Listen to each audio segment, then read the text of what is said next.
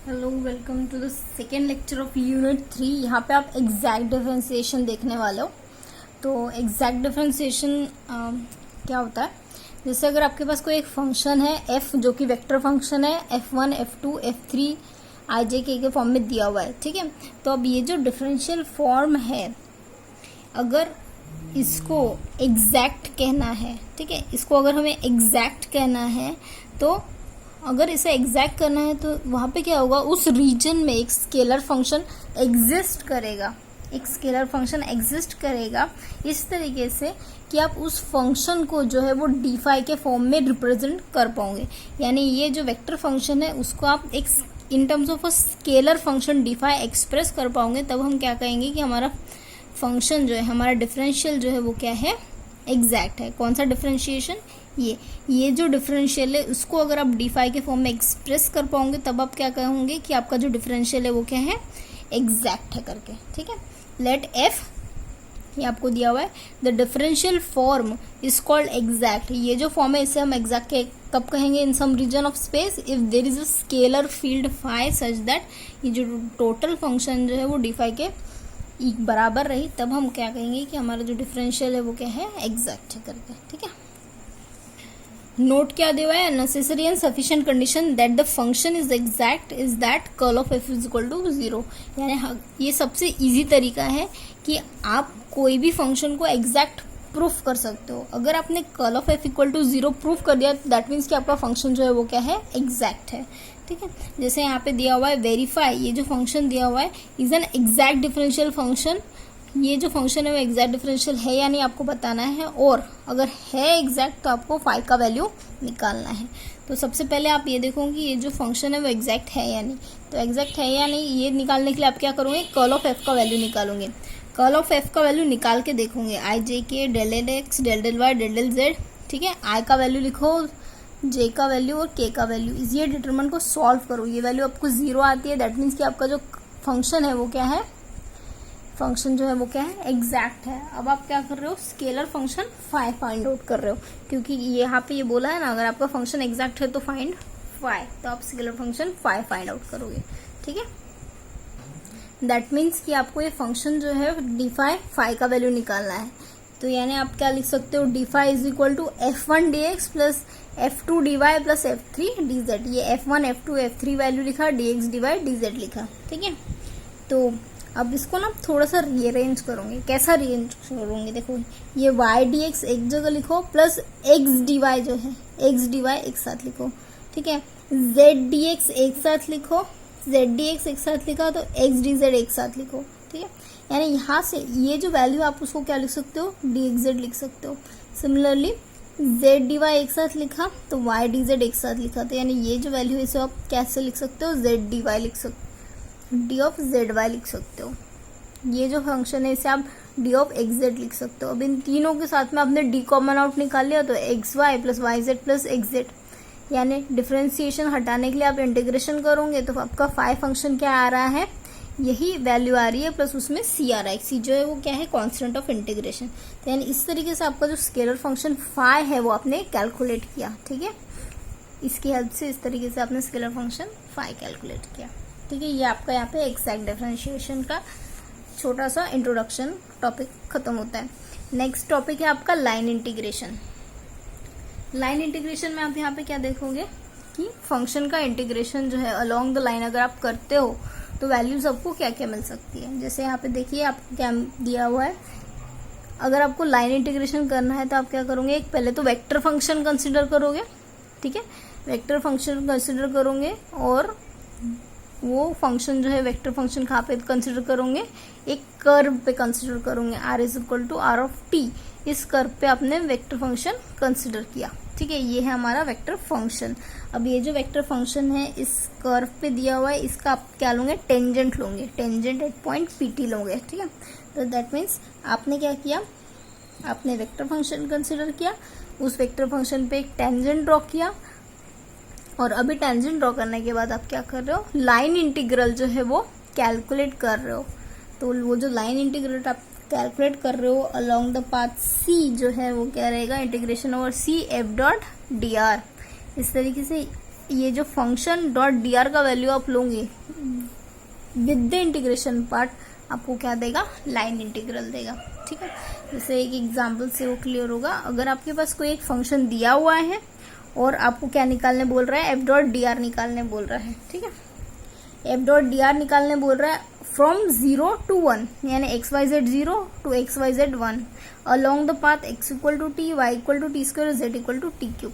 यहाँ पे आपको x, y और z का भी वैल्यू दिया हुआ है। ठीक है, तो आपको इसको इवेलुएट करना है।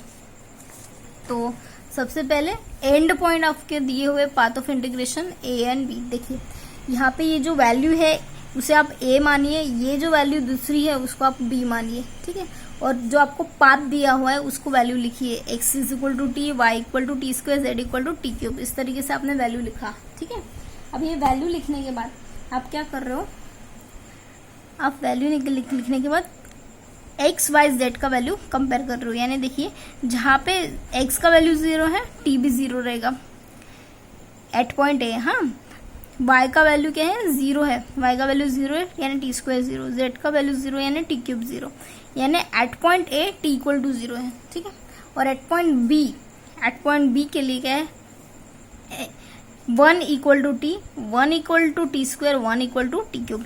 ये x, y, z का वैल्यू बराबर यहाँ पे पुट कीजिए 1 1 1, तो यानी आप यहाँ पे क्या देखोगे, t इक्वल टू 1 है। तो यानी at point a t equal to 0 and at point b t equal to 1। ठीक है, तो यानी आपका जो पाथ ऑफ इंटीग्रेशन जो है वो कहाँ से कहाँ हो गया t इक्वल टू 0 से t इक्वल टू 1 हो गया। ठीक है, आपको क्या कैलकुलेट करना है, F dot D R calculate करना है। एफ डॉट डी आर यानी आप फंक्शन f1 लिखो, आपका फंक्शन जो है i का कंपोनेंट फंक्शन का, j का कंपोनेंट फंक्शन का, k का कंपोनेंट, dx dy dz आपने लिखा। अब आप F dot D R calculate कर रहे हो, यानी इसको dx लिखो, इस प्लस ये वैल्यू फंक्शन विथ dy, ये वैल्यू फंक्शन विथ dz। ठीक है, क्योंकि i का i के साथ मल्टीप्लीकेशन होके प्लस साइन आता है, j का j के साथ मल्टीप्लाई होके प्लस साइन आता है, k का k के साथ मल्टीप्लाई करके प्लस साइन आता है। ठीक है, तो आपको यहाँ पे क्या दिया हुआ है, पाथ दिया हुआ है for x is equal to T, Y equal to T square, Z equal to T cube. तो दैट मीन्स जहाँ पे भी x है वहाँ पे t पुट करो, y है वहाँ पे टी स्क्वायर पुट करो, z है वहाँ पे टी क्यूब पुट करो। ठीक है, यहाँ से आप क्या देखोगे कि ये जो dx है वो यहाँ पे क्या है, dt आएगा, dy है वो क्या आएगा, 2t dt आएगा, dz है वो क्या आएगा, 3t स्क्वायर dt आएगा। इस तरीके से आप dx का वैल्यू, dy का वैल्यू, dz का वैल्यू पुट करो। अब ये पुट करने के बाद अब करस्पॉन्डिंग मल्टीप्लाई करके dt निकालो। ठीक है, अब ये F dot D R in terms of dt निकलेगा, तो आप क्या करोगे, इंटीग्रेट करोगे, integrate over C F dot D R. ठीक है, क्योंकि आपको integration F dot D R ही निकालना था ना, तो इंटीग्रेट करोगे 0 से 1, क्योंकि हमारा function totally t equal to 0 to t equal to 1 move किया है, फंक्शन एज इट इज लिखा dt। अब ये इंटीग्रेशन सॉल्व करके वैल्यू जो है वो आप क्या निकालोगे, एफ डॉट डी आर का value 5।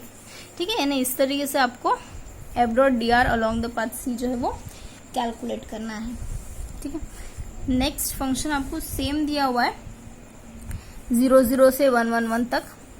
Evaluate F dot D R from 0 0 to 1 1 along the straight line joining 0 0 to 1 1 where function F. देखिए यहाँ पे एक्स वाई जेड का वैल्यू आपको नहीं दिया हुआ है, यहाँ पे इसके बजाय एक स्ट्रेट लाइन बिटवीन 0 0 टू 1 1 1 दिया हुआ है और ये आपको फंक्शन दिया हुआ है, और आपको क्या निकालना है, एफ डॉट डी आर निकालना है। जैसे इसके पहले X is equal to T, Y equal to T square, Z equal to T cube था, वैसा यहाँ पे कुछ फंक्शन नहीं दिया हुआ है। That means X Y Z का वैल्यू आपको यहाँ से खुद ही कैलकुलेट करना है, और एक्स वाई जेड का वैल्यू आप खुद कैलकुलेट करने के लिए क्या यूज करूंगे, स्ट्रेट लाइन दिया हुआ है तो स्ट्रेट लाइन का फॉर्मूला यूज करूंगी, जो कि क्या है, X minus X one upon X two minus X one, Y minus Y one upon Y two minus Y one, Z minus Z one upon Z two minus Z one.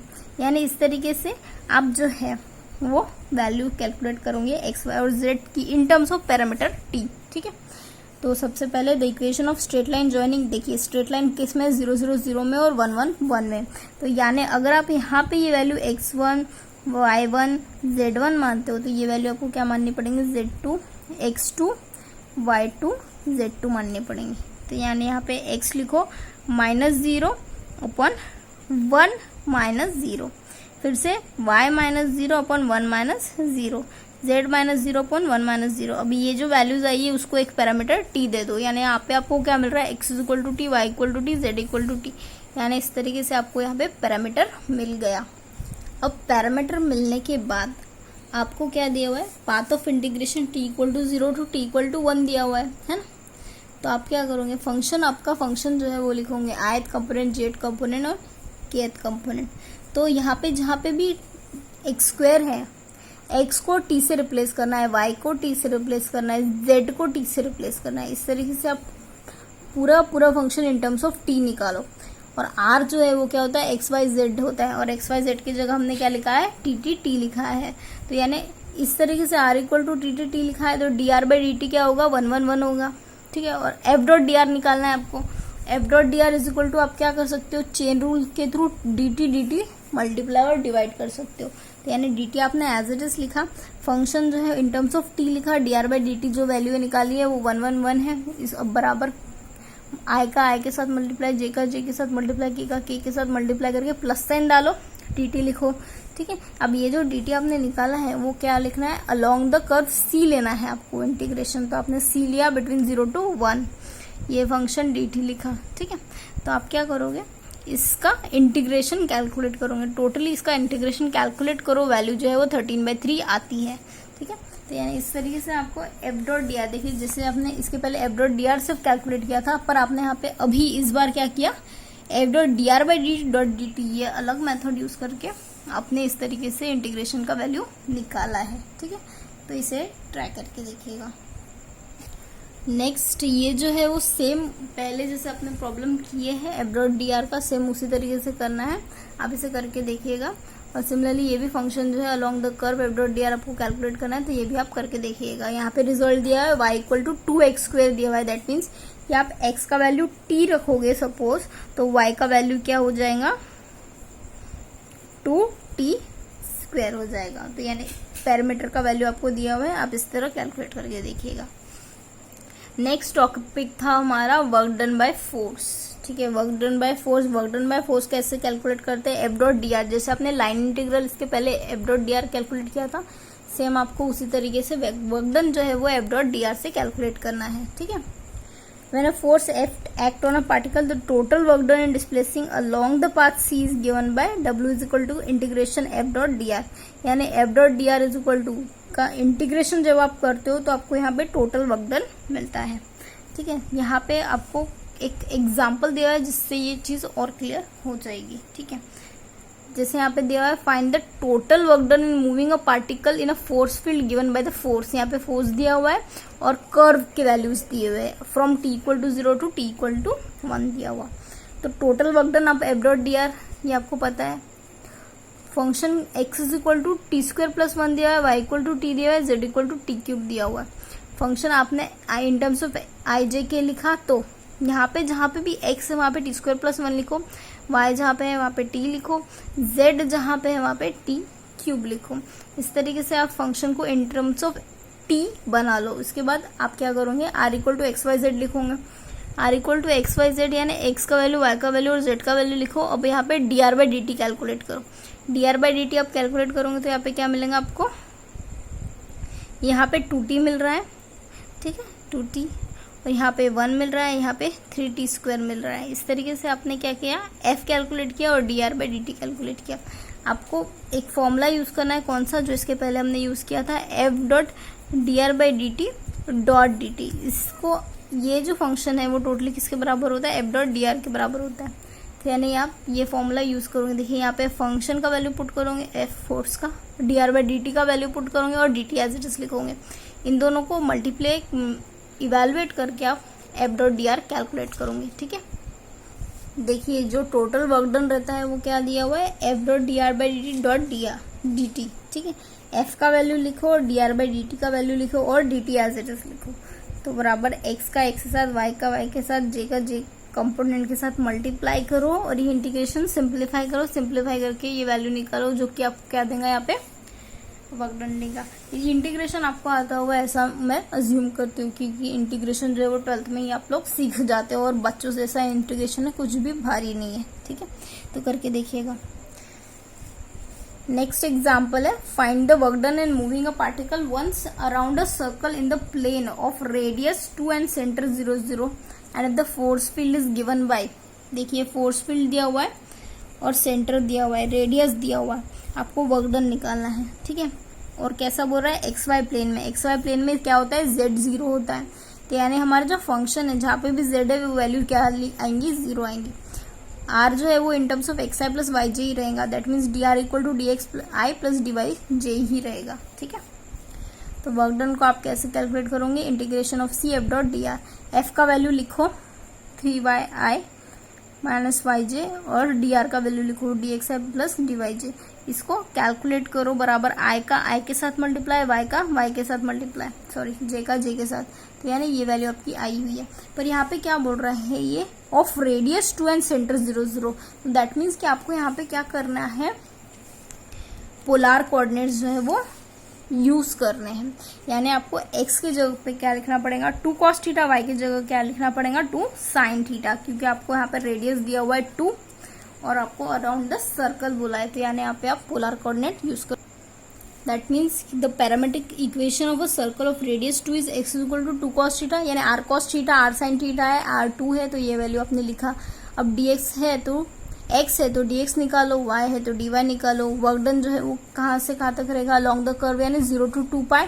जहाँ पे भी हमारा function x था वहाँ पे आप 2 cos t लिखोगे, जहाँ पे भी आपका फंक्शन y था वहाँ पे 2 sin t लिखोगे, ठीक है। इस तरीके से आप वैल्यू dx का वैल्यू जो है वो -2 sin t dt लिखोगे, dy का वैल्यू 2 cos t dt लिखोगे। इस तरीके से आप वैल्यू जो है वो in terms of total dt कर दोगे। अब dt करने के बाद आप क्या देखोगे कि आपके पास एक इंटीग्रल बच रहा है 0 to 2 pi cos t sin square t dt। अब इसको आपको इवेलुएट करना है और इसको इवेलुएट करना है, ठीक है। यहाँ पे अगर आप sin t is equal to U रखते हो तो cos t dt is equal to क्या हो जाएगा, du, यानी sin की जगह आपने u स्क्वायर लिखा, sin की जगह u है तो sin स्क्वायर t की जगह u स्क्वायर आएगा, cos t की जगह क्या आएगा, cos t dt की जगह क्या आएगा, du आ जाएगा, तो यानी ये क्या हो गया, u³/3 हो गया, ठीक है।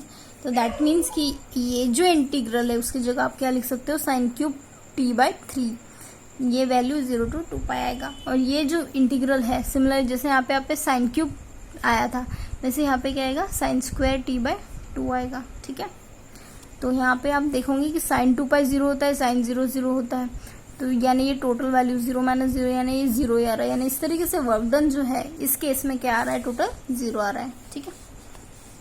नेक्स्ट दिया हुआ है, find the work done moving a particle from parabola y² equal to x in the xy plane. यानी यहाँ पे आपको x की जगह t लेना है, y² की जगह y की जगह t ले लो, x की जगह क्या आएगा, t² आ जाएगा।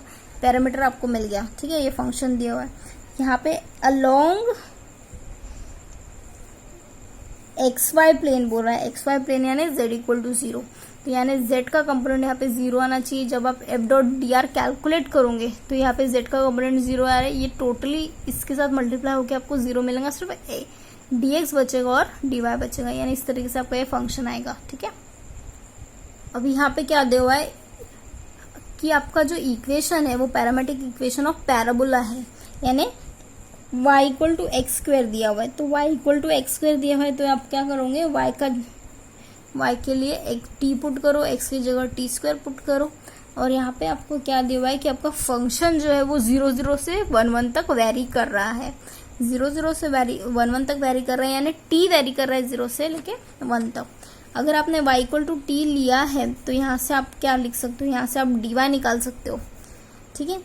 और आपका इक्वेशन क्या है एक्चुअल में, y² is equal to x है, तो यानी y के जगह जब आपने t लिया तो x की जगह पे क्या आएगा, इसको अगर आपने t माना तो y की जगह क्या आएगा, सॉरी x की जगह क्या आएगा, t² आएगा।